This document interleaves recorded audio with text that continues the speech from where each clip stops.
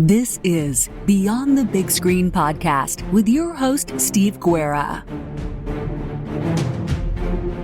Thank you for listening to Beyond the Big Screen podcast, where we talk about great movies and stories so great they should be movies. Find show notes, links to subscribe, and leave Apple Podcast reviews by going to our website, beyondthebigscreen.com. And now, let's go beyond the big screen. We're going to get into some Easter eggs and some acting in a minute, but before we move past this piece, the deal that she offers Lecter, it's a fake deal that Crawford puts her up to offering. Now, your opinion is that maybe he fell for that deal a little bit because of he had his I like Clarice goggles on when he was thinking it through. And I think you're probably right, but on Crawford's part, that was kind of a short-sighted thing. I mean, Lecter is a huge asset. If you can essentially flip him, if you can make him ongoing consultant of sorts that you can go to, that's something you can take to the bank. I mean, that's something you can utilize frequently. And by offering this fake one, you're killing the golden goose a little bit, because he's never going to trust you again. Now, so I think it's a mistake that Crawford makes, but it's a real cool plot twist, to have that be the case. And then that allows Chilton, the weasel, to jump in and make it all about him and set things in motion with an actual deal. So I thought that was, interesting move by the character and a really cool move by the writer. No, I agree with you. It was pretty short-sighted. In my opinion, as Lecter I have a crush on Clarice, Starling, and she wouldn't lie to me type thing, right? Like, just wasn't thinking straight. But in terms of Crawford, yeah, I just assumed he was desperate. Like the senator's daughters. Sure. If we don't get her, like, this is going to look like really bad on the FBI, and in particular his department. We're just like, why are we giving you funding if you can't even stop this? Yeah. And let's face it, many law enforcement organizations are crisis driven. I mean, it's the nature of the beast, and I get it. It was an interesting tactic, and if all you're trying to do is solve this one case, it was a move worth doing, but it was a poor strategy because if you could actually follow through with some sort of a deal and set him up, that's maybe a small evil, but you're going to be able to use that asset to catch a lot of bad people, and that's a much greater good. So, but I'm not Jack Crawford, getting calls from a senator, asking me, Whiskey Tango Foxtrot, where's my kid? So I get it. There's some Easter eggs in this movie that you pulled up. Let's talk about those. Oh yeah. So, just to kind of lighten the conversation just a bit, was apparently Jodie Foster wasn't Jonathan Demean's first choice.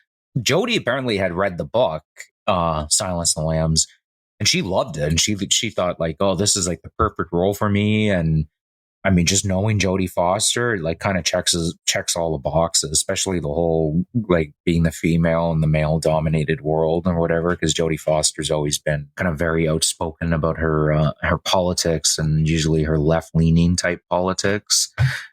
And Demean didn't want her. Apparently his first choice was Michelle Pfeiffer, who, I don't know, what's your opinion? Do you think she would have been able to pull it off? I think Michelle Pfeiffer is actually a pretty good actress. And, she is closer to the level of glamour that maybe a head-turning response would have been merited, or at least not as overdone. Just think about some of the movies that she's made. She's, got that, the Fabulous Baker Boys, and, or even something campy like the Batman movie where she was Catwoman. I think she can pull off that glamour thing, but I don't think the character of Clarice Starling is a glamorous woman. She's a very, you know, studious woman. She's a very professional woman, and being attractive is, you know, an afterthought almost to the character. Her being attractive is something that other people notice. It's not something that she really is. She's aware of it, I suppose, because you can't not be, but it's almost a distraction that she doesn't care about. I think Michelle Pfeiffer would have been too attractive for the role in that way. Same thing with some of the other people that you've got mentioned here. You said Meg Ryan turned it down. That would have been a departure for Meg Ryan for sure. And you had mentioned Laura Dern too when we were talking before, and I actually think Laura Dern might have been able to pull it off, but apparently, what was the reason they didn't want her? She's just at the time she wasn't a big. She didn't have a big name really, so the studio was, you know, we're going to cast her in the starring role. We want this to be a hit, right? Considering like Manhunter wasn't a hit. And if this one's not a hit, like we're not going to get a franchise on this. So they wanted to be able to bring the bucks in, right?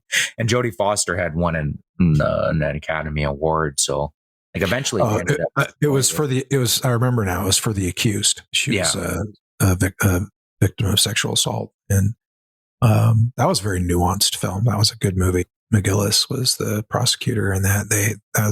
Jodie Foster is really good in that. She's a very talented actress. I can't see anybody else in the Clarice role, though.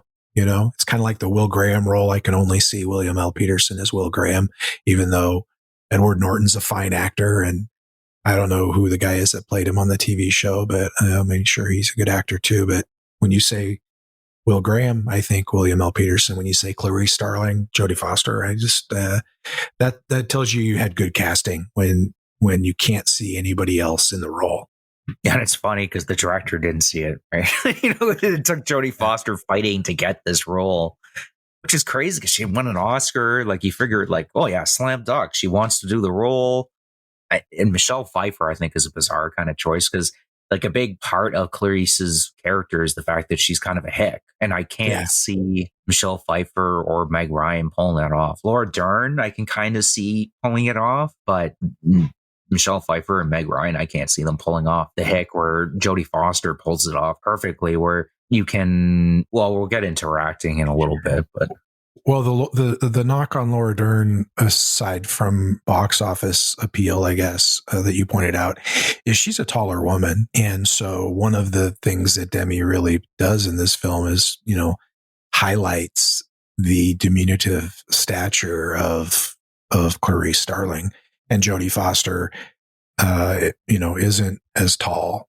Now, I'm sure they cast very tall men to stand around her. I don't think those guys were 5'8", you know, but it's just one more way that I think she fits the role more like hand in glove than maybe Laura Dern would have. Yeah, and then I guess the next kind of fun thing that I found out was apparently Demeen's first choice to play Lecter was Sean Connery. And I talked to a couple of people at work about this. I'm like, I kind of feel like he could pull it off if he actually like devoted himself completely to the role, right? But apparently he said like, "Welcome to the Rock," you know, like, but he just said the subject matter was just not for him. It was too much, and they decided to ask Hopkins based off his performance in The Elephant Man, which is another tie-in to David Lynch. I mean, we talked about David Lynch and Manhunter, talk about David Lynch in terms of the whole visual style of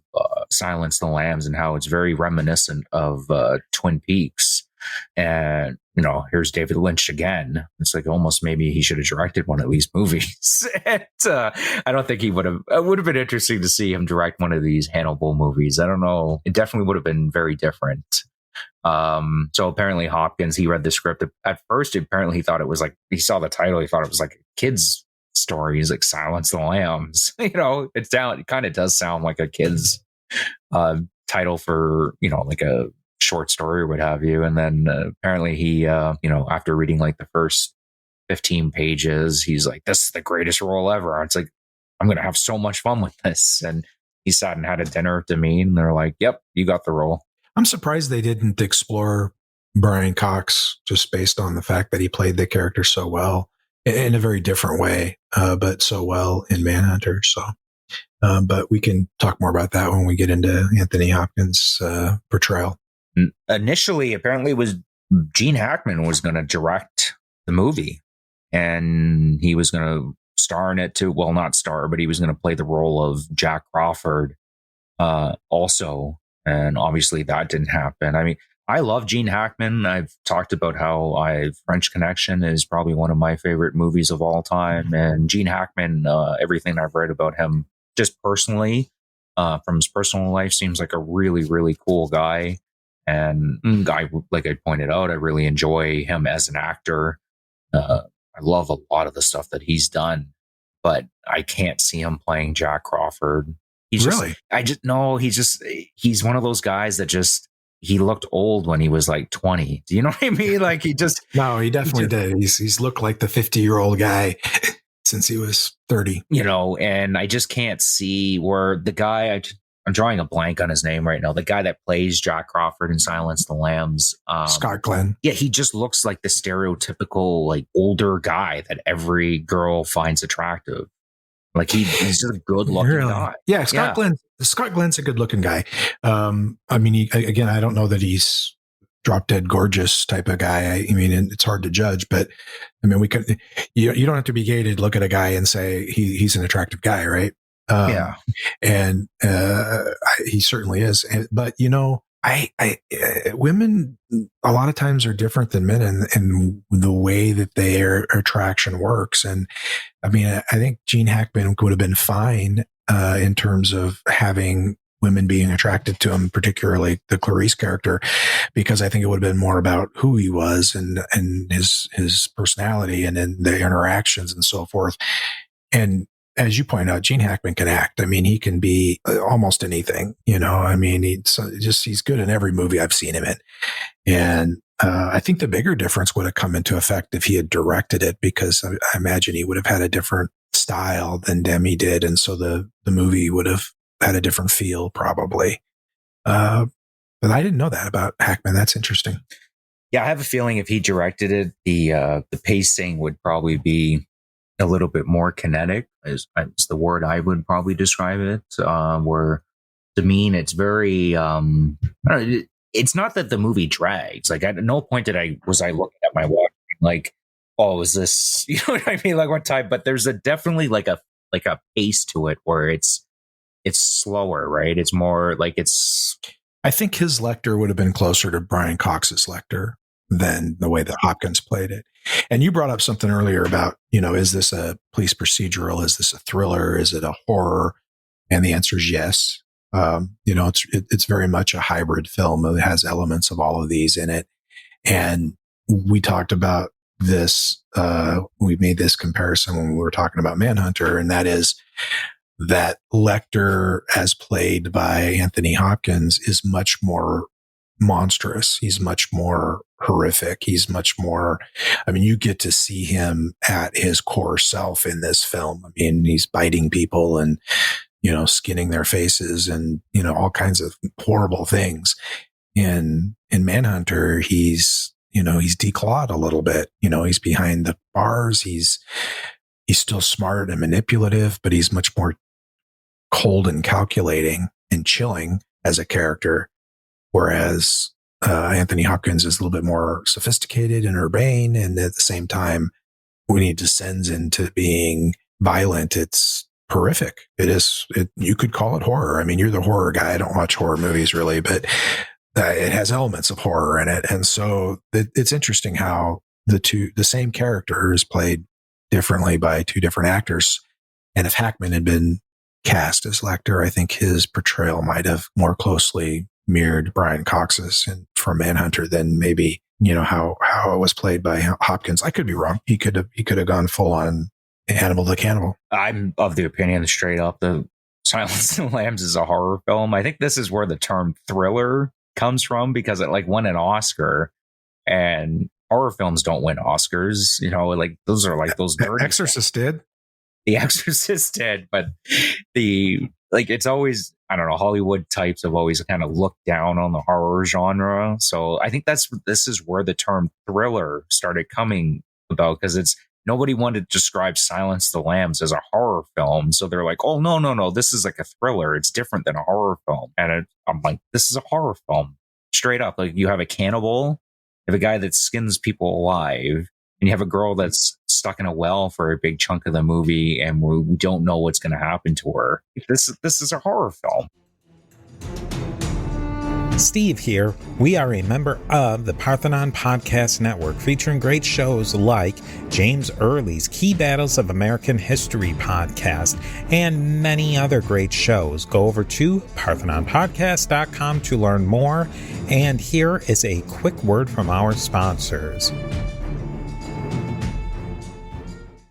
It's also a police procedural. I mean, yeah, it's all about how will they capture. We know who Buffalo Bill is as the audience, right? I mean, we don't know his name, but we know the character. We know who they're looking for. We spend time with the antagonist, and the focus of this movie, outside not necessarily the emotional focus, but the storytelling focus is on how and if they will catch this guy. What's the process that they're going through to do that? It's very definitely a police procedural as well. And that's why I called it a hybrid, because it has elements of both. And that's in a way kind of how it differs from Manhunter, which is much more, I think, leans more procedural than horror for sure. So Silence of the Lambs leans into the horror a little bit more. Oh yeah, for sure. I would agree with that distinction. But I guess we can just get into Hopkins' acting. We're talking about whether, is this a thriller or a horror film? And I go, Hopkins' portrayal of Hannibal Lecter is what, to me, firmly puts it in the horror film category.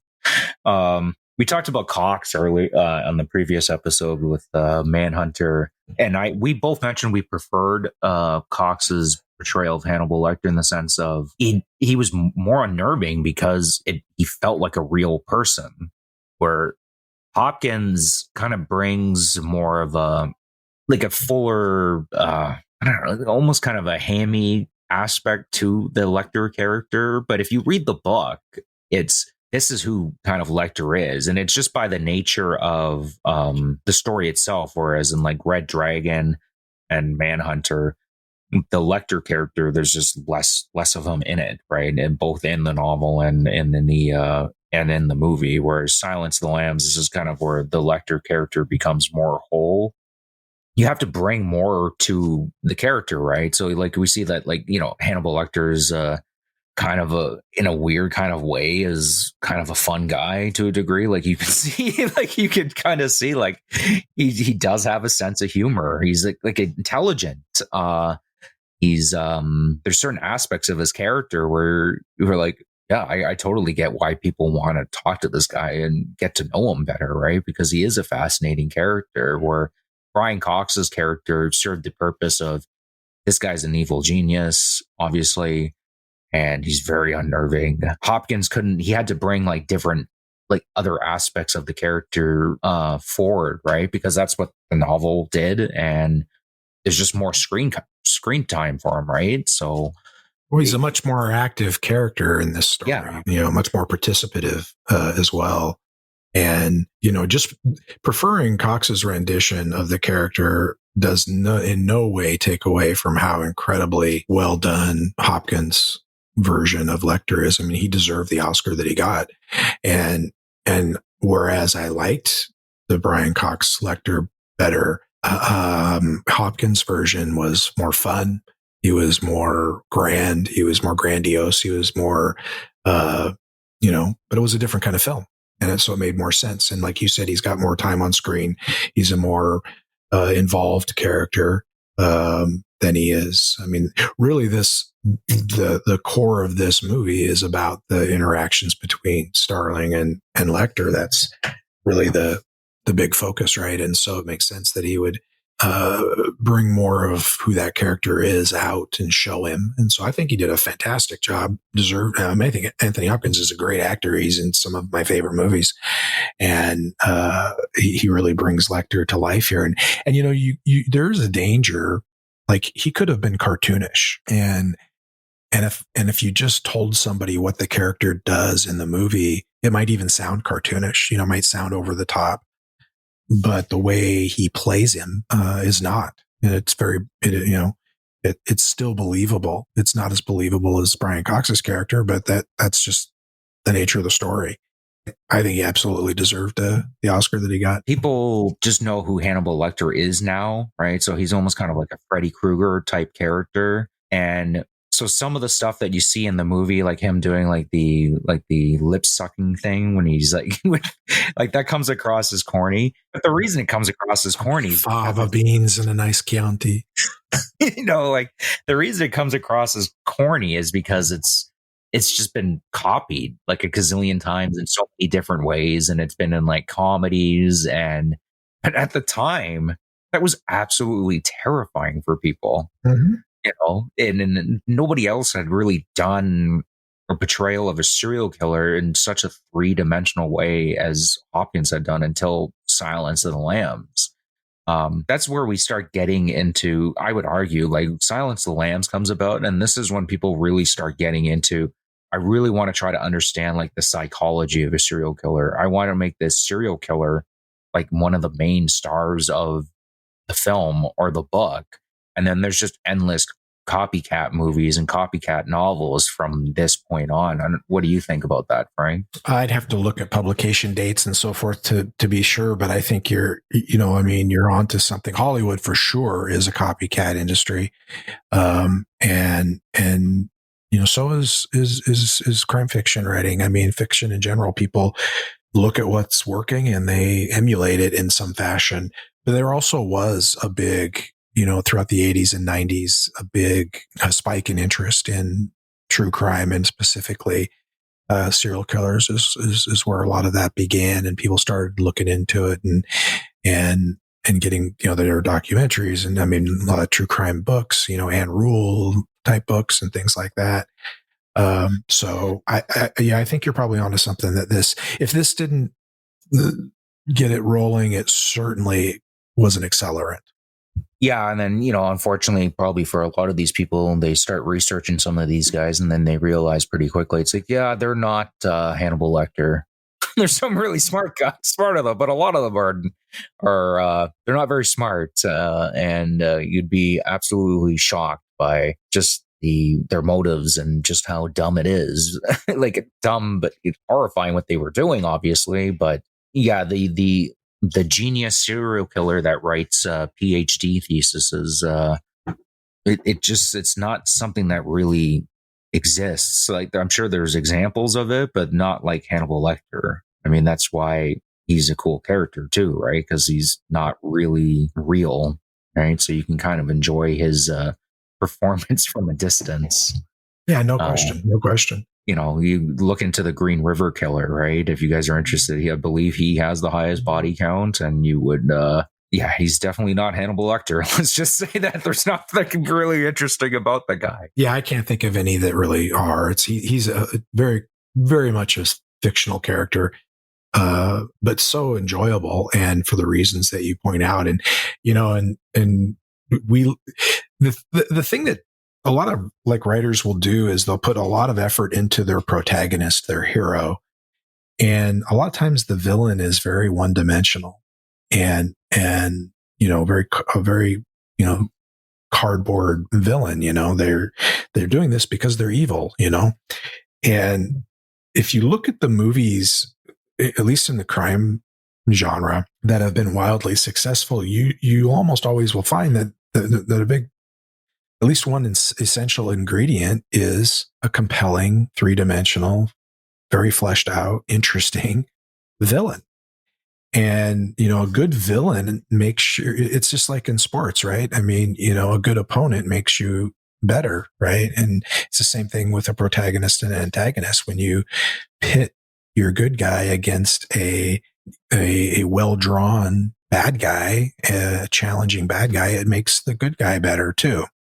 And, Lecter is a prime example of that. I mean, just a stellar example. But part of why we remember Clarice Starling, a lot of it is her, right? She's a very well-drawn character in her own right. but her interactions with Lecter allow her to show us that. And when she's doing the quid pro quo doctor quotes, and all the other scenes with Lecter that are very intense, those aren't happening in a vacuum. That's not all Clarice. Part of it's because she's interacting with this very fleshed out villain. And so I think that, Anthony Hopkins' portrayal makes that work. Now, to be fair, Jodie Foster matches him beat for beat, I think. I think she's every bit as good in this film as he is. Well, that's why the whole film works, is because they both, the chemistry between the two of them was incredible, really, right? And Jodie Foster's performance, we talked a fair amount about it already, right? So I guess the one aspect of we didn't really talk about is Jodie Foster was able to bring, with the Clarice character, Clarice is she's a very strong woman, but as you pointed out, she's still a trainee, right? So a lot of these situations she's uneasy about, she's unsure of herself, and she captures that perfectly, where she's very strong, she's not afraid of Hannibal, but at the same time she's unnerved by it because she's being asked to do something that she's never really ever done before. And she's not even really officially part of the FBI yet. Like she's going to pass and everything like that, right? Obviously. But she captures that, this is my first time on the job type feel, perfectly. I love it. And another scene in particular that I really like that she did, I don't know if this was her choice or not. There's the autopsy scene, and she's looking around. And then she sees Crawford put Vicks underneath his nose. And you could tell that she was waiting to see who was going to put the Vicks underneath their nose or not before she did herself, because it's disgusting. It's a body that's been sitting sitting in a river on a riverbank for, I don't know how long, it was a couple of weeks, they said, or something. And so I can only imagine the smell. But I just thought it captured her perfectly, where she's very strong, but she's also very unsure of herself. And that scene in particular did really capture that really well, because you could tell she's still trying to figure out her way around being in this kind of male dominated world, and she's still learning the job, right? She doesn't want to appear weak. Everybody already thinks she's weak.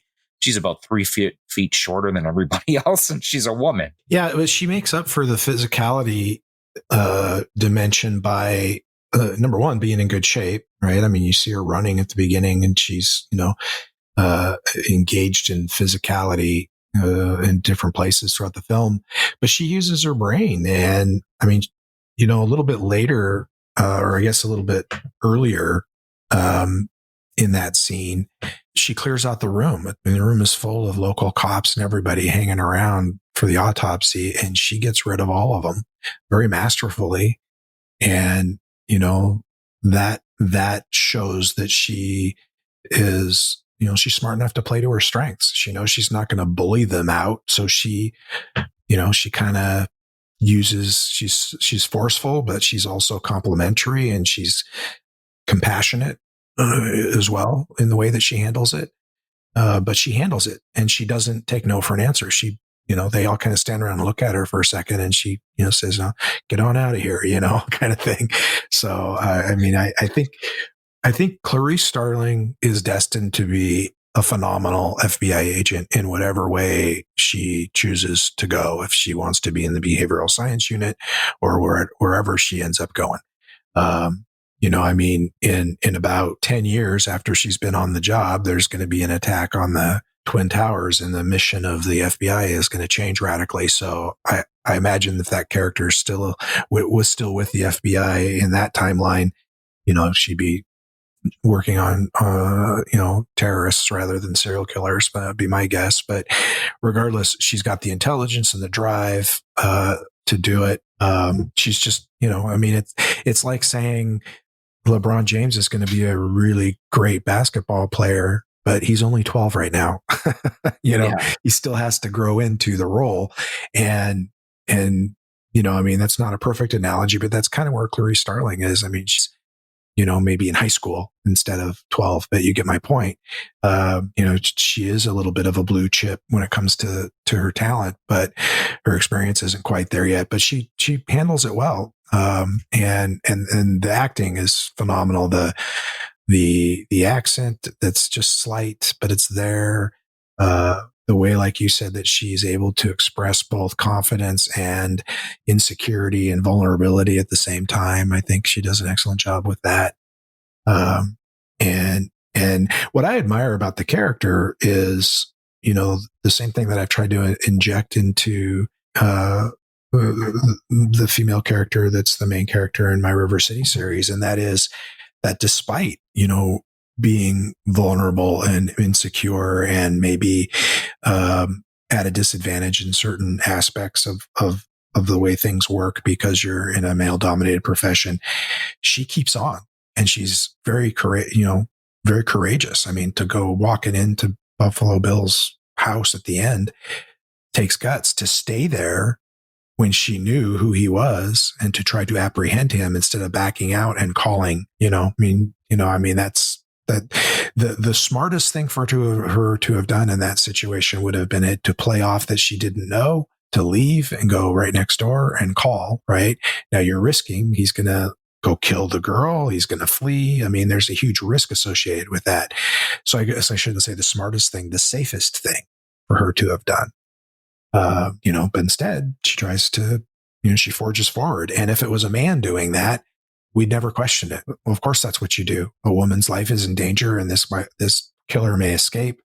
There's no time. I have to take action. But because she's a woman, we think about it first, and I like that she didn't. She never considered leaving. It was clear during that scene. She never once considered backing out and playing it safe. And the fact that, that scene that you've talked about is your favorite, where she's kind of muddling around in the dark while he has on night vision goggles and she's so decisive when she hears that hammer draw back, to shoot immediately to the sound and everything. And then you notice she's obviously taken her training to heart, because if you notice when the light comes through the basement window that's been shot, it's a great scene. And Buffalo Bill is laying on the ground, gurgling with multiple bullets in him because she managed to land several shots. What is she doing? She's reloading. And there's a saying I'm sure it's elsewhere too, but there's a saying in law enforcement, the reason that you train is because in a moment like that, in a crisis moment, in a critical incident, you don't tend to rise to the occasion so much as you fall to the level of your training. And that's what she did, right? She's enacting her training. She's fired 6 rounds. She's reloading. So I have a lot of admiration for the character. I think, and I think Jodie Foster's portrayal is certainly is part of that reason. You mentioned her being a trainee, and this is like kind of her first time on the job. I go, maybe that worked to her advantage in the sense of she still trusted her training. Well, no, it's like Clarice, like 10 years later, from seeing like what happened to other FBI agents, would have gotten out of that situation and went over next door and made the call, where she's still learning on the job. And she's like, no, I got to get this guy. Just the thought came to my head right now when you were describing that scene. And maybe the fact that she's green on the job worked to her advantage in that situation. Sometimes sometimes not having a ton of experience can be an advantage. Most of the time it's not, but sometimes it can be an advantage. Yeah, the Ted Levine character is probably, he's probably one of the most iconic serial killers ever. And,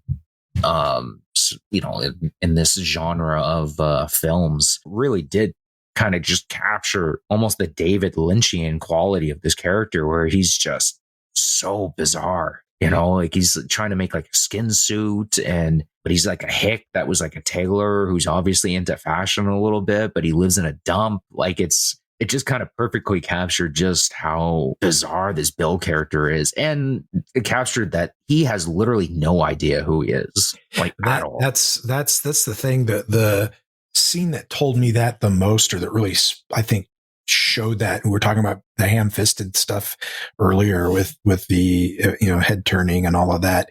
This is the opposite end of that spectrum. When he is talking to, it's also an iconic scene where he says, it puts the lotion in the basket, that whole scene. But when he's doing that, you notice he's kind of sticking to his script of who he is. He's the very sophisticated and genteel sort of old dame sort of character almost, and he's, got the dog named Precious, for God's sakes, and he's, talking in a very, pseudo sophisticated voice, it puts the lotion in the basket or it gets the hose again, like this. Right. And that's who he's trying to be, who he sees himself as. But when she doesn't comply and she's kind of being a pain, because that character, is Samantha Martin? Is that the daughter's name? What's the daughter's name? Catherine. Okay. She's a very strong character. I mean, here she is in a well and, and she's talking back and trying to capture the dog and all that. I think should be pointed out. But anyway, so he's up there, it puts the lotion in the basket, everything. He's all calm. He's got this persona. And when things don't work out and it breaks down, what happens? He gets frustrated. He gets mad. And he barks at her, and curses at her. Just put it in the basket, and it's a deeper, more masculine voice, and it's clearly frustrated, and it's like it breaks the illusion. Things aren't going great, and the illusion is broken. And I think that's a very subtle way of showing some insight into the character of how this persona that he has cultivated is a fantasy, and it's not his true self. He isn't becoming who he is. I mean, not to go off on a rant, so I'll be very brief, but people, I don't claim to have any great understanding of people who go through transition, other than to say that everyone that I've ever spoken to or heard from, for them, it's becoming who they truly are. It's finding their authentic self, and that's why I don't think that's what's going on with Buffalo Bill, because clearly he's putting on a show for who he thinks he should be. And when things don't go the way that they should, like, he doesn't drop to the level of who he really is, or he does drop to the level of who he really is, which isn't the persona that he's projected. I think if someone were truly a transsexual individual there, that, when they drop to who they truly are, that's who they truly are, right? Then when they change their behavior. So that's a subtle thing that I think Jonathan Demme did. And I think it goes unnoticed a little bit because of the focus on the iconic line of, puts the lotion in the basket, sort of thing. Because there's so many iconic lines from this movie. I mean, we could spend 10 minutes just repeating them back and forth and we probably wouldn't run out. Yeah. But Ted Levine still, he portrays the character really well, and he has this sort of unsettled nature as the way that he portrays it, and I think that's fitting for the character too. Steve here again with a quick word from our sponsors. He's perfect, and like I said, there's been tons of copycats. It's been, not in a bad way, mocked in the sense of, in terms of comedy. It's been copied many times and not nearly as well. I still can't get over the fact that the director's telling him not to do that scene, and he's like, no, we got to do this. It doesn't work because it's not in the book. If I'm remembering correctly, it's not in the book either. So that's just all him.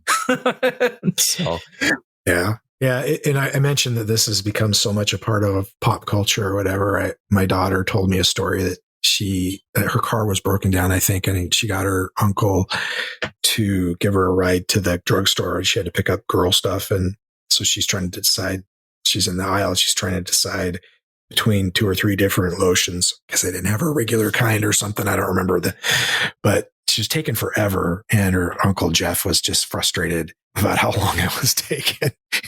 So he finally just reached out and grabbed one of the ones she was thinking about and said, it puts the effing lotion in the basket, and, threw it into the little shopping basket they were carrying, turned around and started walking towards the registers. Yeah. So it even works itself into situations like that. You were talking before we got started that, that this character of Buffalo Bill is really kind of a mishmash of other real serial killers. Like, they drew from elements of a bunch of different ones. Oh yeah, for sure. I mentioned him killing his grandparents. That's Ed Kemper. Ed Kemper did that. The way he captures Catherine Martin, or the way he captures these girls, is straight up. This is Ted Bundy. This is what Ted Bundy used to do. Yeah, with the cast and all that. Yeah, And in terms of skinning people and wanting to make like a bodysuit, that's Ed Gein. Now, Ed Gein he's interesting. He did kill people, not a lot actually. A bunch of his stuff was he would grave rob and then use use their skin for that. To try to, that's where we get the inspiration for like the Texas Chainsaw Massacre and like his skin face, and that's where they took it from. Like Ed Gein, he didn't kill like a lot of people. I don't know off the top of my head, but it's nothing like Ted Bundy or some of these other guys. And yeah, so they took like a mishmash of like serial killers and kind of created them. Because if you notice like Buffalo Bill, he doesn't really care about the killing part of it. He just wants to get their skin. The killing part is incidental, really. And the whole reason he puts them in the well, and they talk about it in the movie, is so they lose a little bit of weight, and so the skin becomes easier to remove. That's it. Which is kind of like Dahmer to a degree, where Dahmer didn't really care for the killing part at all. It was actually he'd have to get blackout drunk and high on drugs to actually just do that part of it, so he could get to the part that he actually enjoyed, right? There's like terms for this in terms of like the different types of killers, right? But I don't think we really need to get into it for this podcast. I'd have to pull out my old textbooks and refresh my memory anyway. And I guess we'll wrap it up now talking about the future of the franchise from this point on, because it's I think we're both in general agreement it's not very good. I checked out. I read Hannibal and watched the movie, but I found it to be it was pretty meh. I mean, it is kind of funny watching Ray Liotta eat his own brains. I mean, that's pretty gross, but it just didn't have the same appeal. And although I did think Julianne Moore did a pretty good job as Clarice, I thought she was very believable as Clarice. So I guess I lied when I said I could only see Jodie Foster. I didn't even think of that, but that's a hard act to follow. You know, I mean, it's such an iconic role by such a major star, and you have to kind of make it your own. And she actually did, but it just, you know, the movie had so little impact on me that I actually forgot it was Julianne Moore that played the role. And then I didn't even bother with the Hannibal Rising one, the prequel one. Did you watch either one of those? Did you? Well, I watched Hannibal because I remember when it came out, and I was watching this film and being like, how did this get made? Because like some of the scenes in the movie are just like, holy, like how did this get made? And I guess the conclusion that they reached was, even by that point, the character Hannibal he had gone into like the Freddy Krueger type territory, just because Hopkins was so good in this role and this movie was so popular. I guess they came to the conclusion, like, we can't really do like a dark horror film anymore with this character. So we almost kind of have to do a black comedy. And where like, if you watch like the Nightmare on Elm Street movies, it's like the first two Freddy Krueger. Mm-hmm. It's actually scary. Yeah, the first movie is scarier now. And well, even in the second one, when there's a whole story with the second movie, but like he's still like terrifying. Like he's still the humorous aspect was always part of the Freddy Krueger character, and same thing with the Hopkins version of Hannibal Lecter. But by the third movie, they didn't know what to do with them, so they're like, "Oh, I guess we'll kind of make them like we'll kind of do like a black comedy, because it's almost impossible to make him scary again because he's just so like well known and people have like made jokes about it." I think that's the conclusion that they reached with Hannibal, and they're like, well, we're just going to do like kind of like a dark comedy. Or I have no idea, maybe like this, I kind of want to research the movie to see why they came to the conclusions that they did, or maybe they were just legitimately trying to make like a horror film like they did with Silence of the Lambs, and it just didn't work. But well, Ridley Scott's a director, right? So they stuck to the book pretty closely, if I remember. Yeah, I think even with the book, Thomas Harris didn't want to write the book, but there was so much money in it that like he wrote the book. And I mean, it's kind of hard to turn down millions of dollars, right? Especially because Hannibal was a huge hit. I remember when it came out, everyone's like, oh yeah, the sequel was Silence of the Lambs. We get to see what Hannibal is doing outside of prison. And it was a big deal, right? And it was a big deal that Jodie Foster didn't come back either. I remember that at the time. And you mentioned Julianne Moore taking the role. Like, yeah, I'm sure the the bag full of cash didn't help. I mean, helped, but it really a lot of actresses probably would have turned down the role just because unfairly so she would have been compared to Jodie Foster. And I mean, obviously, I don't think she does nearly as good of a job, right? But I mean, she's okay she's pretty good in the role, I think. I think she's the best part of the movie, if I remember right, in terms of the different elements.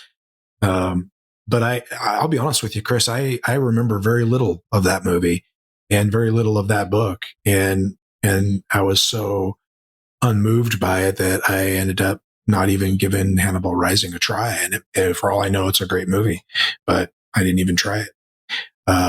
And to be even more honest, it kept me from trying the television show as well, which has gotten very good reviews. And I may at some point, I'm not opposed to that one, but that just goes to show you that it's tricky business, right? It's tricky lightning in a bottle is one thing. Trying to recapture that can be difficult, but I think you have to identify what is it about a particular story, movie, book, whatever, that people truly like. And it's not always the thing that they talk about the most. Like they talk the most about, a census taker once tried to talk, Chianti and Favo, and all this stuff, right? Yeah. That's the stuff that they focus on when they're talking about how great the movie is, because that's the stuff that stood out. But is that really what they loved about the movie? No.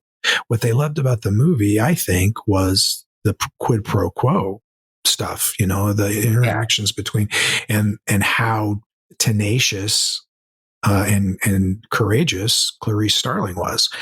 And so those are the elements that when you move into the next book or movie that you have to focus on, I think.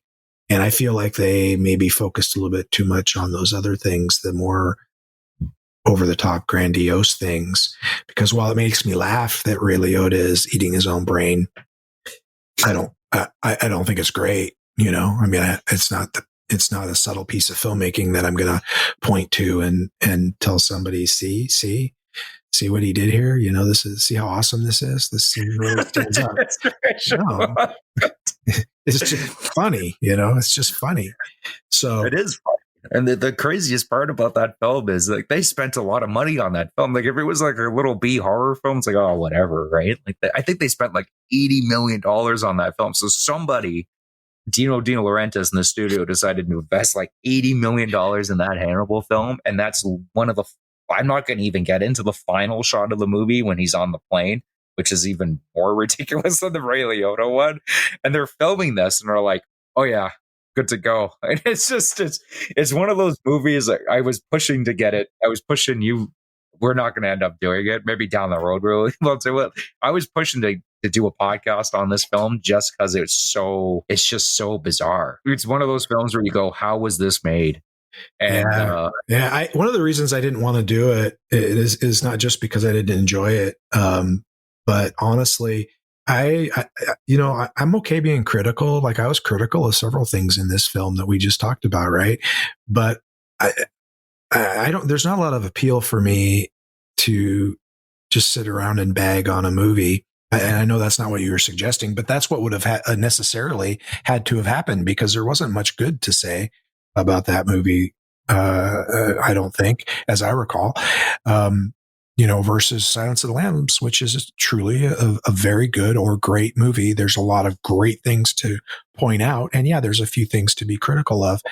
But I don't know. I as a writer myself, as someone who creates something and then puts that in the world for people to see, I'm not hesitant to be critical, but I am hesitant to just bag on something. And when something's bad, like when it comes to reviews, like if of other writers that I know that I'm friendly with, I'm more than happy to leave a positive review, even if it has a critique or two in it, to help out. I think you should help out fellow creatives. But if I hate the book or I think it's terrible, I don't leave a review. I'm not going to go bag on them because it just doesn't feel right. It maybe that's my own psychosis. Maybe we should get Clarice Starling and Dr. Lecter in here to try to figure out what that's all about. But if we had done Hannibal. It would have been basically oh my God, this was so stupid too. It'd be the actual exact inverse of what we just did. It'd be 90% how stupid different things are and like 10% how wonderful certain things were. Cause I would have stood up for Julianne Moore's performance. Definitely. I think she may not have been to Jodie Foster standards, but she made it her own version of Clarice. But so that was our review of Hannibal. And if you want to do a full hour, you'll have to grab a different guest host. Yeah, maybe I'll convince somebody else to come on and just do. I kind of enjoy that. I kind of enjoy the train wreck sometimes, because especially when they spend a lot of money on the film and you're watching the train wreck. But why wouldn't you spend all that money, right? I mean, you just had this huge success. I mean, it makes absolute sense that you'd want to make a sequel, but I don't know. Maybe they forced it too soon. Just didn't work.